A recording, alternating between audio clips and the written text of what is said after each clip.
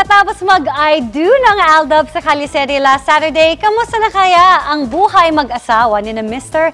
and Mrs. Richards? Ichichika yan ni Aubrey Carampel. Ang first anniversary ng Aldab sa Tamang Panahon show, ginunita kahapon ng halos 1,000 fans. Present syempre sina Mr. and Mrs. Richards. May I call on stage? Yung kapartner ng sing-sing na to. Yung Mendoza. It has been almost a year, more than a year na. Uy, oh my God, big word. Tapos patuloy pa rin na nandyan yung mga sumusuporta sa amin. So ito lang, at least we can do is drop by and say thank you to everyone for the support they've been giving. Nitong Sabado ang tamang panahon para sa happily ever after ng Aldab.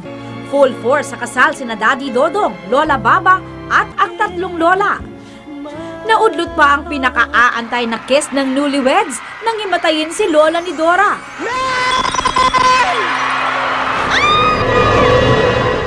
Nang mahimasmasan si Lola.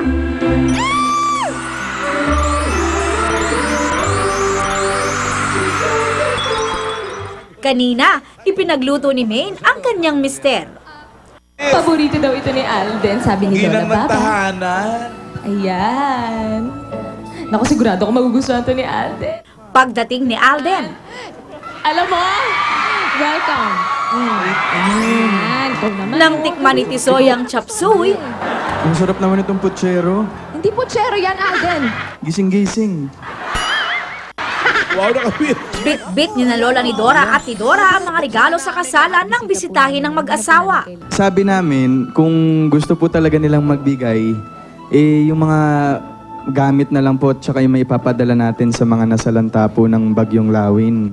Aubrey Carampel updated sa Showbiz Happenings.